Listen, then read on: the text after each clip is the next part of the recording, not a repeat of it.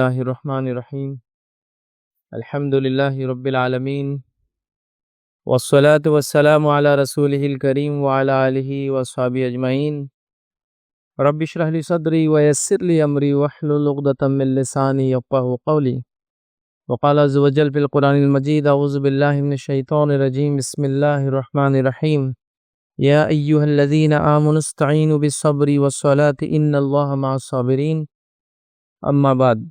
تمام تعریفیں اس اللہ عز و جل کے لیے لائق و زیبا ہے جو تمام جہانوں کا بنانے والا اور اسے پالنے والا ہے، اور درود و سلام اس کے آخری نبی محمد صلی اللہ علیہ وسلم پر۔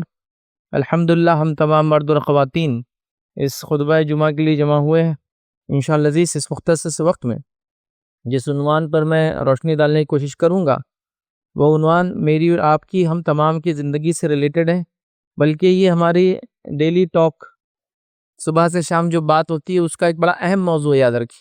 اور آج جس موضوع کو میں ابتدا کروں گا اور انشاءاللہ اس آنے والے جمعہ میں ہم اس ٹاپک کو دیکھتے جائیں گے، وہ ہے کہ خوشگوار زندگی، اچھی زندگی، بہترین زندگی، یا دوسرے الفاظ میں وہ زندگی جس کے اندر دکھ، پریشانیاں، تکلیفیں اور انسان جو ہے جس کو ہم کہیں گے وہ ساری چیزیں جو اس کے اطمینان کے خلاف ہوتی ہے اس سے بچ کر زندگی کیسے گزارے، مطلب ایک خوشگوار، اچھی، بہترین دنیا کی زندگی گزارنے کا کیا اصول اور فارمولہ ہے۔ یہ بات میں اس لیے بھی آپ کے سامنے رکھ رہا ہوں کہ ایک بات یا ایک چیز جو کچھ لوگوں نے امت مسلمہ میں مشہور کر دی ہے، اور وہ بات یہ ہے کہ اگر دین پر آپ چلو گے تو ایک بدحالی زندگی گزارو گے، دین پہ اگر چلو گے تو ایک پریشان کن زندگی آپ کی ہونے والی طے ہے، مطلب یہ بائی ڈیفالٹ ہے، ویسے ہی ہونے والا ہے۔ مطلب اگر آپ دیندار ہے تو آپ کو تکلیف آنا ہے، مصیبت آنا ہے، بیماری آنا ہے، دکھ آنا ہے، تکلیف، جیل جانا ہے، پڑوسی آپ کو برے ملنے والے ہیں، اور آپ بے امنی میں زندگی گزاریں گے، نہیں آپ کے ساتھ ہوں گے، اس لیے کہ آپ نے بولا نا آپ دین پہ چل رہے ہیں۔ تو کیا واقعے میں ایسا ہوتا ہے کہ دین پہ چلنے سے صرف اور صرف آزمائشیں، دکھ، تکلیفیں، پریشانیاں یہ آتی ہیں؟ جبکہ ہم دیکھتے ہیں کہ ایسا ہوا، دکھ، پریشانیاں، تکلیفیں آئی، لیکن ایمان لانے کے بعد وہ ابتدائی دور میں ہوا، جیسا کہ صحابہ کی جماعت ابتدائی دور میں پریشان تھے، لیکن نبی اکرم صلی اللہ علیہ وسلم کی دنیا کے جانے کے بعد ابوبکر صدیق کی خلافت اور عمر ابن خطاب کی جب خلافت آئی، تب اللہ نے اتنی مال و دولت نواز دیا کہ صحابہ اب سوچ رہے تھے کہیں اللہ رب العزت دنیا میں ہمیں اس چیز کا بدلہ تو نہیں دے رہا جو ہم نے اپنے نبی کے ساتھ دکھ اور تکلیفیں اٹھائی ہے، کیونکہ وہ نہیں چاہ رہے تھے کہ دنیا میں اس کا بدلہ ملے، وہ چاہ رہے تھے آخرت میں بدلہ ملے۔ تو مطلب ایک بہترین، باوقار، عزت والی، خوشی والی، غموں سے دور والی، بیماری سے نجات والی زندگی گزاری انہوں نے۔ مطلب میں جس کی کئی مثالیں دے سکتا ہوں، امن و امان کا یہ حال کہ ایک انسان اکیلا نکل جائے اور اس کو مسلم مملکت میں کہیں بھی جانا ہو تو بنا خوف اور خطر، مطلب کسی قسم کے وہ فیئر کے بغیر کہیں بھی ٹریول کر سکتا تھا آدھی رات کو، کوئی نہیں تھا کہ جو اس کو روک لے، کوئی نہیں تھا اس کو لوٹ لے، چونکہ امن و امان ایسا قائم ہو گیا تھا۔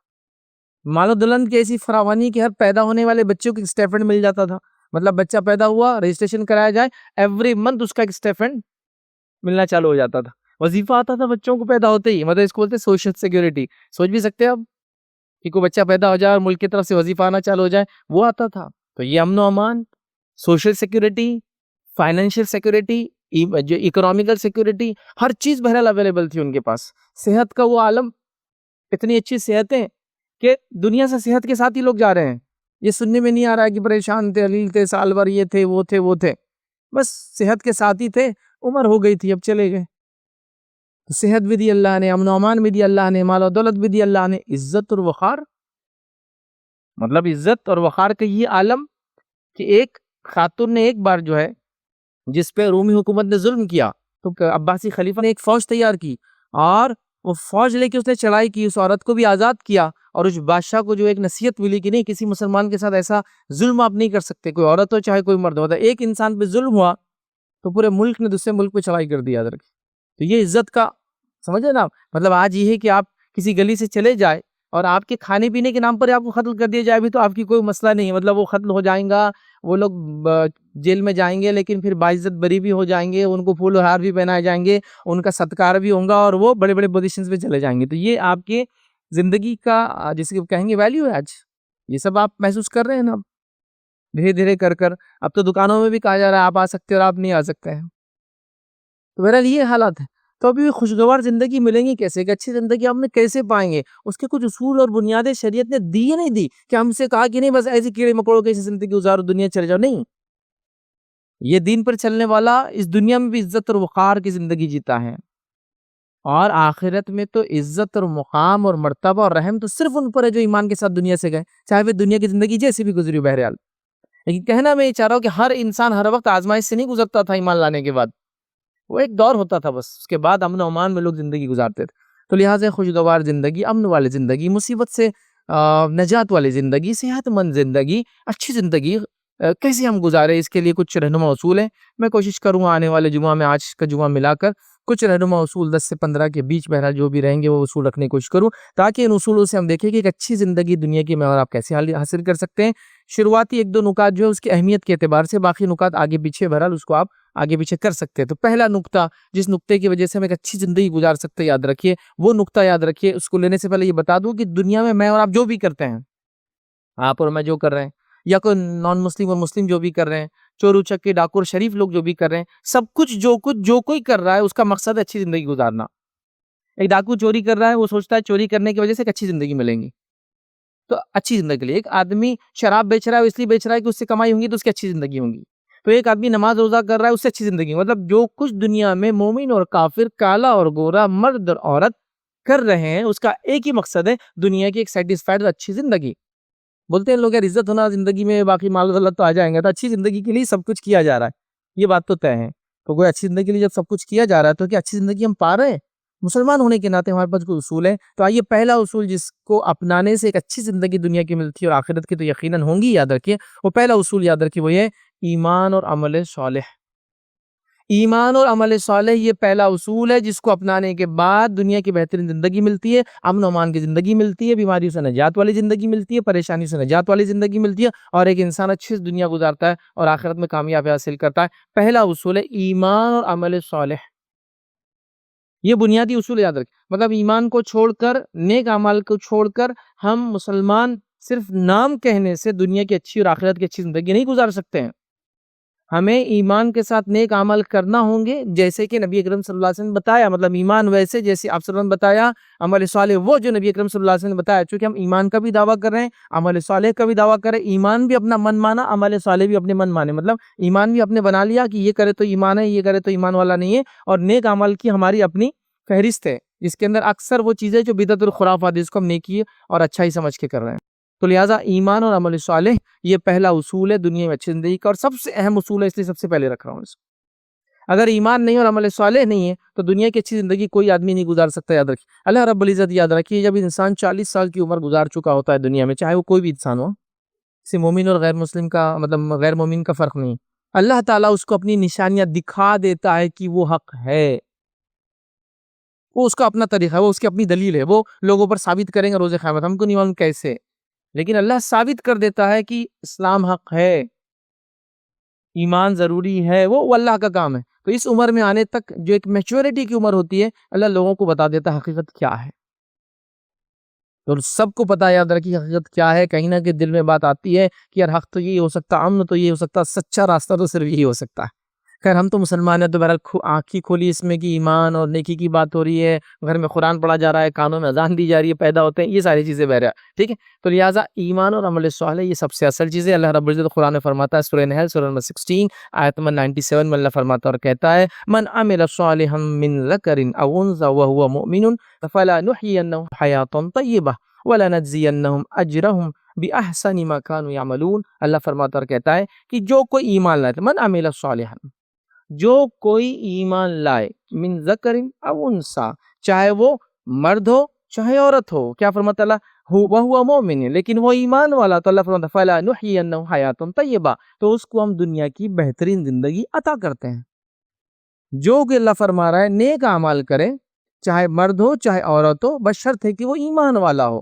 مطلب ایمان کے بعد ہی نیکی اور نیک عمل قبول ہوتے ہیں، بشرط ہے کہ ایمان والا ہو. تو ہم اس کو بہترین دنیا کی زندگی عطا کرتے ہیں. پھر اللہ نے فرمایا وَلَنَجْزِيَنَّهُمْ أَجْرَهُمْ بِأَحْسَنِ مَا كَانُوا يَعْمَلُونَ، اور پھر فرمایا زندگی عطا کرتے ہیں اور ان کے نیک اعمال کا بہترین بدلہ ضرور بھی ضرور دیں گے. یہاں دوسری بار جو بدلہ دینے کی بات ہو رہی ہے آخرت کا بدلہ ہے. تو دنیا کی بہترین زندگی دیں گے اور نیکی کا بہترین اجر دیں گے قیامت کے دن.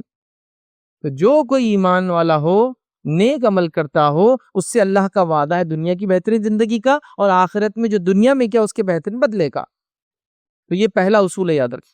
تو ہمیں ایمان لانا جیسا اس کا حق یاد رکھیے، وہ کیسا ہے؟ الحمدللہ ہم پچھلے کئی جمعہ میں شرک کے تعلق سے اور جو ایمان کے خلاف چیزیں جاتی ہیں، مرتد کے تعلق سے، اور کئی باتیں ہم نے الحمدللہ دیکھی تھی کہ وہ لوگ جو ہمیشہ جہنم میں جلیں گے، وہ لوگ جن کے اعمال برباد ہو جاتے ہیں، شرک کی عقیدت کیا ہے، توحید کیا ہے، وہ سب دیکھ چکے ہیں۔ تو لہٰذا ایمان لانا جیسا اس کا حق ہے، یہ پہلا اصول ہے۔ اور اس کے بعد ایک ہی آیت میں کہا کہ نیک عمل کرے ایمان کے ساتھ، تو مرد ہو چاہے عورت ہو، اللہ اس میں تمیز نہیں کرتا ہے، تو وہ دنیا کی اچھی زندگی پائیں گا، آخرت کی اچھی زندگی پائیں گا۔ اب بتائیے میں اور آپ کیا دنیا کی اچھی زندگی پا رہے ہیں؟ تو کہیں نہ کہیں اس پہلے نقطے پہ ہم کو غور کرنا ہوگا، کہیں ایمان میں تو کوئی مسئلہ نہیں ہے، کہیں ایمان کی خلاف ورزی تو ہم نہیں کر رہے ہیں ادھر، کہ ایسا تو نہیں ایمان کا دعویٰ تو کرے لیکن عمل صالح میں کوئی کمزوری آ گئی، نیکیاں جو کرنا چاہیے تھا ایمان کے بعد، جیسے کہ ایمان لانے کے بعد نماز، روزہ، زکوٰۃ، حج، اچھائی کو حکم دینا، برائی سے روکنا، حلال کھانا، حرام سے بچنا، اور ایک فہرست لمبی چلتے رہتی ہے، لوگوں کے اچھے سلوک سے پیش آنا، پڑوس سے اچھا سلوک کرنا، والدین کی خدمت کرنا، رشتہ داروں کا حق ادا کرنا، مسکینوں وغیرہ، یہ سب چیزیں آتی ہیں۔ تو ہم اگر ایمان لا رہے ہیں تو نیک اعمال کی طرف ہم بڑھیں، اور اگر ایمان میں درست کی نہیں ہے تو ایمان کو جاننے کی ہم کوشش کریں، جس کے تعلق سے الحمدللہ کئی کتابیں موجود ہیں، جس کے اندر ایمان کیا ہوتا ہے، ایمان کی کتنی شاخیں ہیں، ایمان کی افضل اور مفضول شاخیں کیا ہیں، اس کو کیسے سمجھا جائے گا، یہ سب چیزیں موجود ہیں، یاد رکھیں۔ تو اگر دنیا کی اچھی زندگی میں اور آپ چاہ رہے ہیں، یاد رکھیں، تو یہ پوائنٹ سب سے پہلا یاد رکھیں، تھوڑا غور کریں، آپ تھوڑا غور کریں کہ ہم لوگ ایمان لانے کا دعویٰ کرتے ہیں، تو ایمان کچھ چیزوں سے اظہار ہوتا ہے، یاد رکھیں، کچھ چیزوں سے دکھتا بھی، یاد رکھیں، ہر چیز سے نہیں دیکھ سکتے لیکن کچھ چیزوں سے دکھتا بھی، یاد رکھیں۔ جیسے مثال کے طور پہ ایک آدمی ایمان کی بات کرے تو ظاہر سی بات ہے، دوسری چیز ہے کہ لوگ اس کو نمازی پائے، دیکھتے ہیں نا۔ اب آپ ایک مثال لے لیجیے، جمعہ کا دن ہے، جمعہ کے دن ہر تقریباً اب لاک ڈاؤن کے بعد سے تو ہر مسجد میں جمعہ ہو رہا ہے، کیونکہ لاک ڈاؤن میں کیا ہوگا، جو مسجد میں جمعہ نہیں بھی ہوتا تھا، کیونکہ اب جانے کا مسئلہ تھا، تو لوگوں نے وہیں محلے کی مسجدوں میں سے شروع کر دیا، ہر جگہ جمعہ ہوتا ہے، ہر مسجد جمعہ میں فل ہے، فل کیا اوور فلو ہے، اوور فلو جاری نا، سڑکوں پہ پڑھ لے رہے ہیں، چھتوں پہ پڑھ لے رہے ہیں، ادھر پڑھ لے رہے ہیں، ادھر پڑھ لے رہے ہیں، ایکسٹینشن ہو جا رہا ہے، مطلب اس دن کے تک، مطلب اتنی مسلمان آبادی ہے، اتنی پاپولیشن ہے کہ مسجد اگر سب پڑھے جمعہ تو نہیں پڑتی ہے۔ اور اگر آپ کو پیک دیکھنا ہے نماز کا، پیک جو سب سے زیادہ لوگ پڑھتے، تو میرے اعتبار سے میرا غلط بھی ہو سکتا ہے، وہ ہے جمعہ جو رمضان کا آخری جمعہ ہوتا ہے، سب سے زیادہ لوگ اس میں نماز پڑھتے ہیں، پیک ہے وہ، تو اتنے مسلمان تو کم از کم ہے، لیکن اس دن بھی پورے لوگ نہیں پڑھتے ہیں، یہ بات میں دعوے سے کہہ سکتا ہوں، تو پیک ہے، تو اتنے مسلمان تو موجود ہے، اس کا مطلب تو اگر ایمان کا دعویٰ کرے تو پھر عمل صالح غائب ہے نا۔ دوسری چیز کیا آ جاتی ہے ایمان کے بعد؟ نماز، چونکہ جہاں بھی ایمان کا تذکرہ آئے گا اس کے بعد نماز کا تذکرہ آئے گا، اور علماء نے کہ کئی فتاوی موجود ہیں جو لکھتے ہیں ایمان کے بعد جو نماز قائم کرتا ہے اس کی دیگر عبادتیں قبول ہوتی ہے، ورنہ دیگر عبادتیں قبول نہیں ہوتی ہیں، جیسے کہ روزہ، حج، زکوٰۃ تب ہوں گی جب وہ نمازی بھی ہو ساتھ میں۔ یہ بڑے جیسے بچوں کو آپ بولتے ہیں ارے نماز پڑھو گے، روزہ رکھ کے کیا فائدہ تمہارا، صحیح بات ہے، نماز بیٹے قائم کرو، اس کے بعد روزے کا عمل بھی ملے گا، زکوٰۃ کا بھی اجر ملے گا، اور تمام نیکیوں کا ملے گا، کنڈیشن لگاتے علماء، یہ دو چیزیں بڑی اہم ہیں یاد رکھیں۔ تو لہٰذا ہم ایمان کی بات کریں تو کچھ چیزوں سے ظاہر ہونا چاہیے، لیکن ہم دیکھ رہے ہیں ہماری زندگی اس سے خالی ہے، تو لہٰذا پہلی چیز یاد رکھیے وہ ہے ایمان لائے اور نیک اعمال کرے، اور مختلف چیزیں یاد رکھیے، نیک اعمال کے اندر جو بھی ہوتی ہے یاد رکھیے وہ کرے، جس میں نماز ہے، روزہ ہے، زکوٰۃ ہے، حج ہے، اور دیگر باتیں جو میں نے آپ سے کہی، تمام چیزیں اس کے اندر شامل ہے۔ اگر ہم ایمان نہیں لائے جیسا اس کا حق ہے تو دنیا کی ایک اچھی زندگی تو ہو ہی نہیں سکتی، اور آخرت میں نجات تو بھول ہی جائیے پھر، اس لیے کہ ایمان میں جس کی گڑبڑ ہو جائے، خلل ہو جائے، کمزوری آ جائے، بگاڑ آ جائے، اس کے لیے نجات نہیں ہے، اس کے لیے کوئی سکسیس نہیں ہے اس دنیا اور آخرت میں۔ ہاں دنیاوی اعتبار سے کبھی کوئی دنیا کے سٹینڈرڈز سے ہو سکتا ہے، آپ بولے کہ یار ایمان والا تو نہیں تھا لیکن اچھی زندگی گزار لیا، کہ دولت تھی، مال تھا، بیوی بچے تھے، سب کچھ تھا، لیکن یہ آخرت میں نجات کا ذریعہ نہیں بننے والا، یہ دنیا میں رہ جانے والے یاد رکھیں۔ تو آخرت میں نجات کے لیے ایمان صحیح ہونا ہمارے لیے ضروری ہے، لہٰذا ہم یاد رکھیں اپنی من مانی زندگی گزار کر دنیا میں امن اور امان نہیں پا سکتے، اچھی زندگی نہیں پا سکتے، اور آخرت میں نجات تو پا ہی نہیں سکتے۔ تو لہٰذا ہم کو سب سے پہلے کرنا ہے، جس میں سب سے اول توحید پہ ہم کو قائم رہنا ہے، اور توحید کے بعد نماز، روزہ، زکوٰۃ، دیگر جو چیزیں آتی ہے اس پہ ہم کو قائم رہ کر اپنے آپ زندگیوں کو اس طرح گزارنا ہے، تبھی جا کے یاد رکھیے ہم کامیاب ہو سکتے، یاد رکھیں۔ اسی کے ساتھ ساتھ میں یہ کہوں گا، جب میں نیک اعمال کی بات کر رہا ہوں تو چونکہ دونوں باتیں آیت کے اندر آئی کہ جو نیک عمل کرے، چاہے مرد ہو عورت ہو، وہ ہو مومن، تو نیک عمل کی بات ہو، نیک عمل وہی ہوتا ہے جو نبی اکرم صلی اللہ علیہ وسلم کے طریقے بھی کیا جائے۔ نیکی آپ اپنے ڈھنگ سے نہیں کر سکتے، یہ بات بھی بتانا ضروری، چونکہ لوگوں نے نیکی کے بڑے عجیب و غریب طریقے نکال دیے۔ ہم چھوٹے تھے مسجدوں میں کبھی جاتے تھے تو مسجد میں کچھ چارٹس ہوتے تھے، الحمدللہ آج کل وہ چارٹس نہیں دکھتے ہیں، چونکہ اب نوجوان سوال کرتے ہیں، چارٹس ہوتے تھے، ایسے ایسے چارٹس، عجیب و غریب اعمال اور ایسے ایسے بینیفٹس کہ اس چھوٹے ذہن سے ہم جب سوچتے تھے تو ہم کو لگتا تھا یہ عمل کر کے نجات ہے. نماز پڑھنے والے تو خامخواہ اس سے محنت کر رہے ہیں کہ بھائی آپ اگر جمعہ کی نماز کے بعد یہ درود ایک بار پڑھ لے تو 80 سال کے گناہ معاف ہو جاتے ہیں. ایک چھوٹا بچہ تو سوچتا ہے شارٹ کٹ تو ہی دکھ رہی کہ نماز پڑھ لو جمعہ کی اور یہ درود پڑھ لو تو 80 ماہ، پھر باقی ہفتہ نماز پڑھنے کی کیا ضرورت ہے، کیونکہ وہ 80 سال کے گناہ معاف ہو جا رہے ہیں. ٹیئرز کی تو لائف بھی نہیں دیکھ رہی ہم کو. اچھا 2 جمعہ پالے تو 160 سال کی. اگر یہ کوئی کہے کہ بھائی شب قدر کے اندر یہ اجر ہے اس کا کہ 1000 مہینے جو کہ اپروکسیمیٹلی جو ہے 83 ایئرس اینڈ 4 منتھس کے اراؤنڈ ہوتا ہے، وہ 83 سال اور 4 مہینے ہو جاتے ہو، تو سمجھ میں آ رہا ہے کہ اگر رفلی بولے 80 سال کا اجر ایک رات میں ملتا ہے، سال میں ایک رات آتی ہے، سمجھ میں آ رہا ہے چونکہ ثابت ہے. لیکن یہاں ثابت نہیں، وہ چیزیں منائی جا رہی ہیں. ایک رات آپ جاگ لے، اس دن کے بعد کا روزہ رکھ لے تو 120 سال کے گناہ معاف. اب 120 سال لائف کس کی ہوتی ہے نا. یہ سب موضوع روایتیں ہیں کہ جو 15 شعبان کی رات پالے، اس رات جاگ لے، صبح کا روزہ رکھ لے، 120 سال کے گناہ معاف. ایسی شارٹ کٹ ہے. شب قدر کی فضیلت نہیں. 1000 مہینے بھی 83 سال ہی ہوتے ہیں، 120 سال وہ بھی نہیں ہوتے. تو عجیب و غریب چیز ہے. تو عمل صالح کے لیے کنڈیشن ہے نبی اکرم صلی اللہ علیہ وسلم سے وہ چیز کا ثابت ہونا، اس کے اصول موجود ہونا یاد رکھیں، ورنہ پھر کیا ہوگا، ہم منمانی کریں گے. یاد رکھیں. اور یہ مزاج ہمارا بہت بن چکا ہے. یاد رکھیں امام مالک رحمہ اللہ کا زمانہ ہے، ایک شخص آیا اور آ کر کہنے لگا کہ اگر میں عیدگاہ میں نماز پڑھتا ہوں اور عیدگاہ میں عید کی نماز پڑھتا ہوں تو اس سے پہلے 2 رکعت پڑھ لیے تو کیسا ہے؟ تو امام مالک نے فرمایا کہ یہ سنت سے ثابت نہیں ہے. تو کہا وہ نہیں، مجھے معلوم سنت ثابت نہیں، کر لیے تو کیا ہوا. یہ بالکل ہمارے زمانے کا آدمی دکھتا ہے کہ کر لیے تو کیا ہوا سوال رہتا ہے. مطلب بھائی یہ رات ثابت نہیں، کر لیے تو مطلب ہر بار وہ کر لیے تو کر رہتا، کر لیے تو کیا، نمازی تو ہے. وہ بھی 2 رکعت پڑھنا چاہتا تھا. عیدگاہ میں اللہ کے رسول صلی اللہ علیہ وسلم نماز نہیں پڑھتے. ہاں کوئی شخص عید کی نماز کے لیے مسجد میں آئے اور مسجد میں تحیۃ المسجد پڑھنا چاہے تو ایک الگ مسئلہ ہے، کیونکہ عید کی نماز اگر مسجد میں ہو رہی ہے تو. لیکن آپ صلی اللہ علیہ وسلم زمانے میں وہ میدان میں اور کھلے علاقوں میں ہی ہوتی تھی بہرحال، تو وہاں آپ نے کبھی نہیں پڑھی. ٹھیک ہے، تو لہٰذا یہ سوال کر رہا ہے کر لیے تو کیا ہوا. تو امام مالک رحمہ اللہ نے بڑا پیارا جواب دیا. قرآن کی ایک آیت پڑھ کے سنائی. وہ آیت میں آپ کے سامنے رکھتا ہوں، سورہ نور آیت نمبر 63 کا ایک پارٹ ہے، وہ پڑھ کے سنائی. انہوں نے کہا فَلْيَحْذَرِ الَّذِينَ يُخَالِفُونَ عَنْ أَمْرِهِ أَن تُصِيبَهُمْ فِتْنَةٌ أَوْ يُصِيبَهُمْ عَذَابٌ أَلِيمٌ. یہ آیت انہوں نے پڑھ کے سنائی. جب اس نے یہ سوال کیا کر لیے تو کیا ہوا، ٹھیک ہے آپ سے انہوں نے نہیں کیا لیکن میں کر لوں تو انہوں نے یہ آیت پڑھی. حالانکہ نماز کا سوال تھا. اس کا ترجمہ ہے لہٰذا جو لوگ اس رسول کے حکم کی مخالفت کرتے ہیں، کیونکہ رسول نے وہ کام نہیں کیا، نماز پڑھی 2 رکعت عید سے پہلے، تو لہٰذا جو لوگ رسول اللہ صلی اللہ علیہ وسلم کی مخالفت، حکم کی مخالفت کرتے ہیں، انہیں اس بات سے ڈرنا چاہیے کہ کہیں وہ کسی مصیبت میں گرفتار نہ ہو جائے اور کہیں ان کو کوئی دردناک عذاب آ کر نہ پکڑ لے. جو اس نبی کی مخالفت کریں گا کوئی مصیبت نہ آ جائے یا کوئی دردناک عذاب نہ آ جائے، انہیں ڈرنا چاہیے. تو امام مالک نے آیت پڑھ کے اس کو سنا دی. اس کی عقل ٹھکانے آگے وہ چلا گیا. تو آج ہی ہم کر لیے تو کیا ہوا، ہاں یہ بھی تو نیکی ہے نا، ایسا کر لیے تو کیا ہوا ہے نا. اور الٹے سوالات رہتے ہیں. مطلب آپ صلی اللہ علیہ وسلم نماز ایسی پڑھی نہیں، ایسا پڑھ لیے تو کیا ہوا، مطلب ایک بالکل نیا ہے. تو خیر چلیے میں ایک اصولی بات آپ کو آج بتا دیتا ہوں. اس بات کو آپ ذہن نشین کر لیں تو ہمیشہ لائف میں آپ کو بینیفٹ فائدہ ملے. اصولی بات کیا ہے؟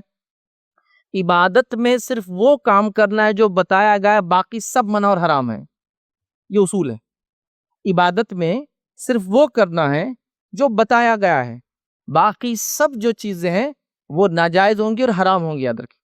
مطلب کوئی اگر سوال کرے کہ میں نماز پڑھوں تو ہاتھ کو ایسا باندھوں پیچھے، تو پھر کیا ہوں گی کہ نماز میری قیام میں نہیں، ٹھیک ہے آپ صلی اللہ نے کیا ہوں گی کیا. تو عبادت میں وہی کرنا ہے جو بتایا گیا، باقی منع ہے. اور دنیا میں انہی کاموں سے بچنا ہے جس سے منع کیا گیا، باقی سب حلال ہے. مطلب شریعت میں عبادت میں جو چیز بتائی گئی وہی کرنا ہے، باقی حرام ہے. اور دنیا کے معاملات میں جن چیز سے منع کیا ان سے رکنا ہے، باقی سب حلال ہے. جیسے کہ کمائی میں کیا چیز حرام ہے؟ سود، باقی سب حلال ہے. وضو کن چیزوں سے ٹوٹتا؟ اتنی چیزیں، باقی سب سے وضو نہیں ٹوٹتا. تو شریعت نے نہیں بتایا کہ جام کھانے سے وضو نہیں ٹوٹتا، آم کھانے سے وضو نہیں ٹوٹتا، دودھ پی لے تو وضو نہیں ٹوٹتا، پیدل چلے تو وضو نہیں ٹوٹتا. ضرورت نہیں، کن سے ٹوٹتا بتا دیا. سمپل. تو دنیا کے معاملات اور دین کے معاملات، دین میں جو بتایا گیا وہ کرنا ہے اور دنیا میں جس سے روکا گیا اس سے رکنا ہے، باقی دنیا میں سب حلال اور باقی ہیں سب حرام. تو یہ اصولی بات ہے. تو اب آپ رات کو جاگ کر عبادت کر رہے ہیں، بتایا گیا ہے کہ نہیں. دنیا میں صرف جو چیز سے منع کیا گیا، جیسا کہ جو بھی چیزیں، میں نے کمائی کے اندر سود کی بات کر لی، بات چیت کے اندر جھوٹ نہ بولے، دھوکہ نہ دے، باقی سب حلال ہے. پھر باقی سب باتیں حلال ہوں گی آپ کی. تو یہ اصولی بات ہے. اب یہ اصول کو چھوڑ کے ہمارا کر لیے تو کیا ہوا؟ تو نبی اکرم صلی اللہ علیہ وسلم کے طریقے پہ جو اعمال کریں گے وہی نیک اعمال کہلائیں گے. تو لہٰذا ہمیں ایسے دوسرے تمام کاموں سے بچنا ہے. آئیے دوسری چیز یاد رکھیے جو اصولی بات ہوں گی دنیا کی بہترین زندگی کے لیے، وہ ہے نماز. یہ اہمیت کے اعتبار سے دوسرا پوائنٹ ہے، اور یہ واقعی میں اہمیت کے اعتبار سے سیکنڈ. یہ چونکہ ایمان کے بعد سب سے اصل چیز ہے نماز. نماز کی کیا اہمیت ہے میں سمجھتا ہوں بتانے کی کہ مجھے ضرورت نہیں ہے. نبی اکرم صلی اللہ علیہ وسلم کا زمانہ ہے، کوئی شخص ایمان لاتا ہے، ایمان لاتی آپ صلی اللہ علیہ وسلم کیا کرواتے اس کو؟ ایمان لاتے. دوسرا کام سب سے پہلے اس کو نماز پڑھواتے ہیں. کچھ روایتوں میں نماز سے پہلے کچھ اعمال ہے. کسی سے کہا غسل کر کے آ جا، کسی سے کہا دور جہالت کے بال نکال کے آ جا، مطلب زیر ناف کے بال وغیرہ نکال لے. تو وہ جاتا تھا زیر ناف کے بال نکالتا تھا. جو ایکسٹرا وہ لوگ زمانے میں شاید بال نہیں کاٹتے تھے، جو وہ کرتا تھا غسل لیتا تھا، آ جاتا تھا، نماز پڑھ لیتا تھا. لیکن نماز پڑھوائے تو وہ ایک انسان اسلام قبول کرتا ہے تو قبول کرتے ہیں نماز آ کے اس کے بعد اس کو کوئی چانس نہیں گیا کہ ٹھیک ہے اب جاؤ 8 مہینے 9 مہینے 10 مہینے 11 مہینے 1 سال 2 سال کی نماز سیکھو، کوشش کرو، پھر آگے تو پھر پڑھنا چاہیے. نہیں، ایمان قبول کرتے اس کو نماز پڑھوائی جا رہی ہے. بالکل سیکنڈ عمل ہے. کتنا ہے اس سے میں سمجھتا ہوں خالی بتانے کے لیے بات کر رہا ہوں. ایمان قبول کیا کہ نماز پڑھنا ہے اس کو. اور یہ ہر اس میں کہ وہ شخص آئے انہوں نے وہ کیا آپ نے کہا جاؤ غسل لو نماز پڑھو، جاؤ فلاں کرو نماز پڑھو، پھر گھر جاؤ فلاں کرو یہاں اور نماز پڑھو. تو نماز فوراً آ گیا. ایمان لاتے ہی اب کوئی چارہ اس کے لیے نہیں بچا سوائے اس کے کہ اس کو نماز قائم کرنا ہے. ابھی کتنی افسوس کی بات ہے، دنیا کی بہترین زندگی، بیماریوں سے نجات ہم چاہتے ہیں، پریشانی اور دکھوں سے نجات چاہتے ہیں، فائنینشیل برڈنس جس کو کہیں گے ہم، مالی جو ہمارے پہ بوجھ ہو چکا ہے اس سے ہم نجات چاہتے ہیں، اور رب کے سامنے ہم سجدہ ریز نہیں ہوتے ہیں، نماز قائم نہیں کرتے. دوسرا اصول ہے دنیا کی اچھی زندگی پانے کا، چونکہ جن لوگوں نے اس اصول کو اپنایا تھا اپنی زندگی میں، یاد رکھیں جو اللہ کے سامنے جھکے تھے دنیا ان کے سامنے جھکی ہے. یہ تاریخ اس کی گواہ ہے. جو رب کے سامنے جھکے دنیا ان کے سامنے جھکنے سے مراد یہ نہیں کہ سجدہ کی، جھکنے سے مراد یہ کہ ان کی ماننا پڑی دنیا کو. اب ہم رب کے سامنے نہیں جھک کر پھر جہاں جہاں بھی جس کو منانا چاہیں گے وہ چاہے تو مانے چاہے تو نہ مانے، ذلیل تو ہر جگہ ہونا ہے. لیکن رب کے سامنے جھکنے والوں کا معاملہ ایسا ہوتا ہے، یاد رکھیے کہ وہ دنیا ان کے سامنے جھکتی ہے. یاد رکھیے تو یہ بڑی اہم بات ہے. لہٰذا ہم نماز قائم کریں. صحیح مسلم کی روایت ہے، نبی کریم صلی اللہ علیہ وسلم فرماتے اور کہتے ہیں نماز کی اہمیت اس سے پتہ چل گیا. فرماتے بندہ اپنے رب کے سب سے زیادہ قریب اس وقت ہوتا ہے جب وہ سجدے کی حالت میں ہوتا ہے، لہٰذا تم سجدے کی حالت میں زیادہ دعا کیا کرو. مطلب رب سے سب سے قریب ہونے کا طریقہ کیا ہے؟ نماز. اور نماز میں سجدے میں سب سے قریب ہوتا ہے. تو یہ بتانا چاہ رہے سب سے قریب، تو مطلب اللہ سے قربت حاصل کرنے کا طریقہ بھی نماز کے ایک رکن کے اندر ہے، سجدہ. لہٰذا اس میں دعا کرو. اس کا معنی یہ نہیں جو ہمارے پاس عام طور سے میں نے دیکھا لوگ نماز پڑھتے ہیں، نماز پڑھنے کے بعد ایک سجدہ کرتے ہیں اور ہاتھ یوں رکھ کے سجدہ کرتے ہیں. سجدہ ایسا کرتے ہیں نا، ہاتھ رکھے ہوں تو ہاتھ یوں رکھ کے کرتے ہیں، تو وہ بولتے ہیں دعا کا سجدہ ہے. دیکھا آپ نے لوگ سجدہ کرتے ہیں، یہ معنی نہیں اسے. نماز کے اندر جو سجدہ ہے اس میں دعا کیجیے. آپ تسبیحات پڑھ لیجیے جو ہے سجدے کی، اس کے بعد عربی کے اندر دعائیں کیجیے جو آپ سے ثابت ہیں. صرف رکوع اور سجدے میں ایک چیز منع ہے جو آپ سے منع کی، وہ یہ ہے کہ رکوع اور سجدے میں قرآنی آیتیں آپ نہیں پڑھ سکتے. یاد رکھیے اللہ کے رسول نے فرمایا رکوع اور سجدے میں قرآنی آیتیں نہیں پڑھی جائیں گی، ٹھیک ہے، وہ قیام میں صرف. تو آپ دعائیں جو آپ سے ثابت ہے وغیرہ کر سکتے ہیں. حتیٰ کہ اگر نفل نماز آپ پڑھ رہے ہیں تو آپ علماء لکھتے ہیں اپنی زبان میں بھی دعا کر سکتے ہیں تسبیحات کی بعد سجدے کی. تو بہرحال اپنی زبان میں کیجیے، عربی والی کیجیے، کوئی مسئلہ نہیں، وہاں آپ کر سکتے ہیں. تو گویا اللہ سے سب سے قریب ہونے کا طریقہ بھی نماز کا ایک رکنی ہے. سب سے زیادہ بندہ نماز میں سجدے کی حالت میں اللہ سے قریب ہوتا ہے. تو لہٰذا اس سے پتہ چلا کہ اللہ سے ہم کو مانگنا ہے، اللہ کے سامنے گر گڑانا ہے، اللہ کے سامنے ہاں کرنا ہے. کوئی چیز دنیا اور آخرت کی نجات ہم چاہتے ہیں تو ہمیں نماز قائم کرنا پڑیں گے، چونکہ سجدہ نماز میں ہی آتا ہے. یہ بڑی اہم چیز ہے یاد رکھیں. لہٰذا اگر ہم نمازوں سے ہی دور ہے تو باقی کیسے ہم فائدہ حاصل کر سکیں گے؟ جبکہ اللہ رب العزت نے قرآن میں کیا فرمایا؟ شروعات میں نے خطبے کے اندر یہ آیت تلاوت کی. اللہ فرماتا ہے یا ایھا الذین آمنوا استعینوا بالصبر والصلاۃ، اے وہ لوگوں جو ایمان لائے ہو اللہ سے مدد طلب کرو صبر اور نماز کے ذریعے. ان اللہ مع الصابرین، یقینا اللہ تعالیٰ صبر کرنے والوں کے ساتھ ہے. تو صبر اور نماز کے ذریعے مانگنے کا حکم دیا گیا. ہم مانگ رہے ہیں تو صبر کیجیے مصیبتوں پر اور پھر نماز کے ذریعے مانگی. نبی اکرم صلی اللہ علیہ وسلم کو دیکھا گیا کہ آپ جب کوئی دکھ مصیبت پریشانی ہوتی تو آپ نماز کی طرف دوڑتے ہیں. یہ تو بالکل عام بات ہے، آپ نے سنی ہوگی. اللہ کے سامنے سجدہ ریز ہو جاتے، مطلب نماز قائم کرتے. جب بھی سجدے کا تذکر آتا ہے اس کا صرف سجدہ نہیں، نماز کے اندر کا سجدہ مراد ہوتا. تو نماز کی طرف بڑھ جاتے. یاد رکھیں. اور ہمارا حال یہ ہے کہ ہم نمازوں سے غافل ہے. یاد رکھیں ہر وقت میں 5 وقت کی نماز ہمیں دی گئی، ان 5 وقت کے اندر بھی ہمارا حال یہ ہے کہ ہم کچھ نمازوں میں موجود ہے اور کچھ میں نہیں ہے. جو موجود ہے ان کا حال ہے، جو آتے ہی نہیں ہے ان کا تو ایک الگ ہی معاملہ ہے. اللہ معاف کرنے والا ہے، اللہ غفور رحیم ہے، اللہ یہ کرنے والا، اللہ وہ کرنے والا، اللہ دیں گا. نماز کیا ضروری ہے کیا؟ نہیں بھی کریں گے تو جو دینا اللہ کو تو دینا ہی ہے فلاں. یہ سارے بہانے جو، لیکن جو تمہیں حکم دیا کرنے کا وہ چھوڑ کر باقی سب بہانے چل رہے ہیں. تمہیں کیا حکم دیا گیا؟ نماز قائم کرو. اللہ غفور رحیم ہے ٹھیک ہے، لیکن تم کو حکم کیا ہے؟ غفور رحیم تب ہے جب تم یہ کر کے آؤ. تو تم کیا بول رہے ہیں؟ وہ غفور رحیم ہے تو لیکن اسی نے کہا کہ نماز قائم کرو. وہ پارٹ چھوڑ کے دوسرے پارٹ پہ ڈسکشن چالو ہے. تو اللہ کے لیے اگر دنیا کی بہترین زندگی ہم چاہتے ہیں تو ہم نمازی بن جائیں. خالی ایک میری بات کو سنیے، ایک مثال کے طور پر سمجھنے کے لیے. خالی ایسا سمجھیے کہ ایک قوم ہے وہ جاگتی ہے یا سو رہی ہے. دیکھو جاگتی سو رہی بول تو بستر پہ سونے والی سلیپ وہ نہیں بول رہا ہوں میں. قوم باشعور ہے، قوم سمجھدار ہے، قوم دنیا کو جانتی ہے. یہ قوم کو الو نہیں بنایا جا سکتا ہے نا، جاگ رہی اس سینس میں. تو قوم جاگ رہی ہے اور سو رہی ہے. اس کا پیمانہ اگر خالی آپ کو لگانا ہے تو آپ اندازہ لگائیے. ایک سوچی خالی کہ ایک ایسی بستی اور ایسا علاقہ جہاں سارے مسلمان نماز پڑھتے ہیں، ہر وقت کی نماز پڑھتے ہیں. قوموں پر کیا تصور رہیں گے ایسی قوم کا جو آدھی رات کو بھی جو ہے مسجد کی طرف جا رہی ہے، دن میں بھی مسجد کی طرف جاتی ہے، رات ہونے پر بھی مسجد کی طرف جاتی ہے. یہ قوم کے بارے میں وہ سونے والی قوم تصور بھی کر سکتے ہیں کبھی؟ وہ سمجھ جائیں گے قوم جاگ رہی ہے. جب یہ نمازوں میں اتنے جمع ہو جاتے دیکھو اس پہ کتنے جمع ہو سکتے ہیں. دوسروں کو بتائیے کہیں جمع نہیں ہو سکتے. جو اپنے رب کے سامنے جمع نہیں ہو سکتے دنیا میں اور کہاں جمع ہوں گے؟ چونکہ دنیا میں بہت ساری چیزیں منوانے کے لیے آپ کو اپنی تعداد، اپنے سر بھی جوڑنا پڑتے. چونکہ دنیا کے اکثریت علاقے کے اندر ابھی ڈیموکریسی چلتی ہے. ڈیموکریسی جمہوریت کے اندر سر گنے جاتے ہیں. مطلب اگر ایک جگہ 100 لوگ ہیں، 100 سر گننے مطلب 100 سر ہے، اور کسی کہا کس کو چننا ہے، اور ایک طرف جو ہے 51 لوگوں نے ایک انسان کو چن لیا، اور ایک طرف 49 لوگ ہیں جو اس کو چننا نہیں چاہ رہے، تو وہ چن کے آ جائیں گا. حالانکہ وہ 49 گھوڑے ہیں اور 51 گدھے ہیں تو بھی وہ چن کے آ جائیں گا. حالانکہ ایک گھوڑے کے مقابلے میں 100 گدھے بھی برابر نہیں ہو سکتے ہیں. لیکن سروں کا ہے نا، کوانٹٹی کا معاملہ ہے. سر گنے جائیں گے تو سروں کے اعتبار سے تو وہ 51 گدھے جیت کے لا لیں گے اس کو جتا کر.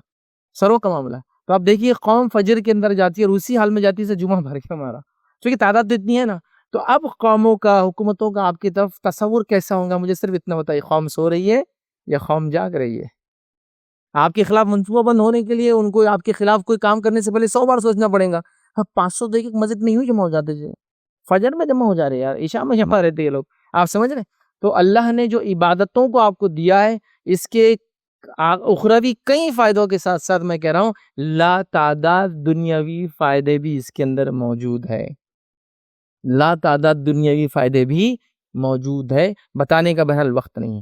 آئیے میں صرف آپ کو ایک نفل نماز کا فائدہ بتاتا ہوں کتنا ہوتا ہے. جو میں کہہ رہا ہوں نماز دوسرا اسے نفل نماز، فرض تو سبحان اللہ زندگی بھر کی نفل بھی ایک فرض کی برابری نہیں کر سکتی. یاد رکھیے فرض ہی رہتا ہے ہمیشہ، یہ بات یاد رکھیے.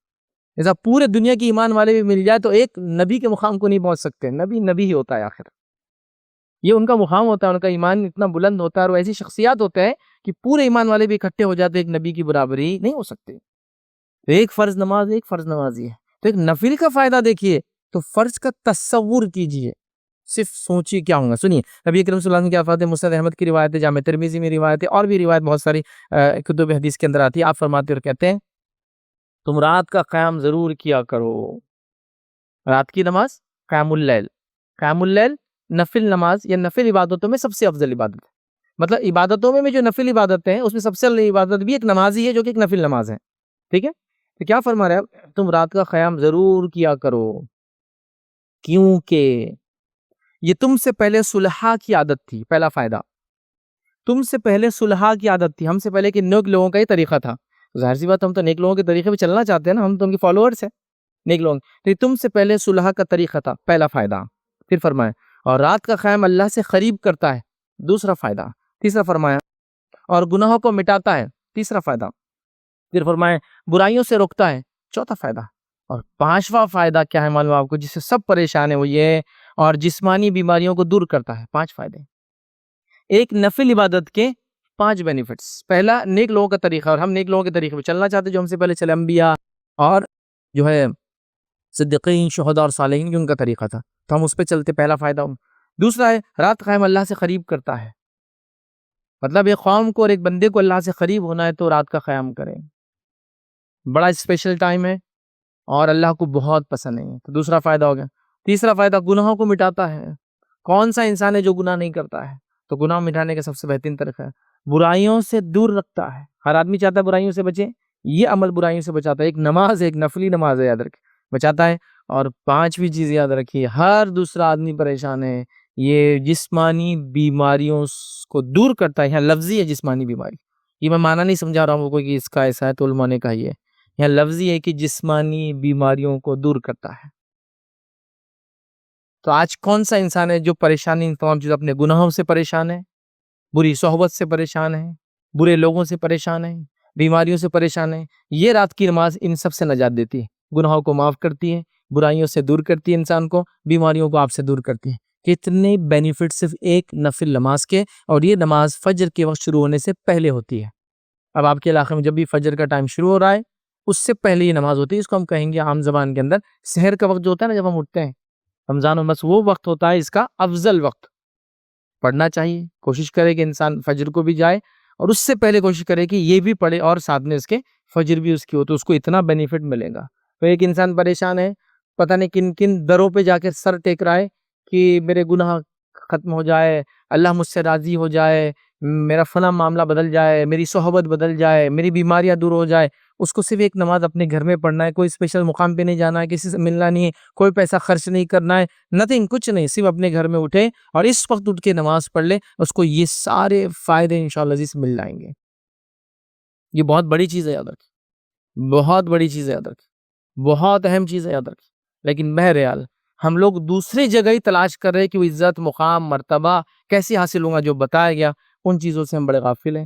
تو بہرحال آج ہم نے دو اصول دیکھے کہ دنیا کی بہتر زندگی کے لیے سب سے پہلے ایمان اور نیک عمل، اور اس کے بعد دوسرا اصول تھا نماز. یاد رکھیے یہ دو کام ہیں انشاءاللہ عزیز جس کے کرنے سے، جو سب سے اول سب سے اہم تھے، جو کرنے سے دنیا کی بہترین زندگی، غموں سے نجات والی زندگی، پریشانیوں سے نجات والی زندگی، سے بیماریوں سے نجات اور بیماریوں سے پاک زندگی اور ایک اچھی زندگی میں اور آپ گزار سکتے ہیں. اور ہر آدمی پریشان ہے اچھی زندگی کے لیے، خاص طور سے اقلیتیں ہمارے ملک عزیز میں اور خاص طور سے مسلمانوں سے پریشان ہیں. تو یہ طریقہ ہے اس پریشانی کو دور کرنے کا.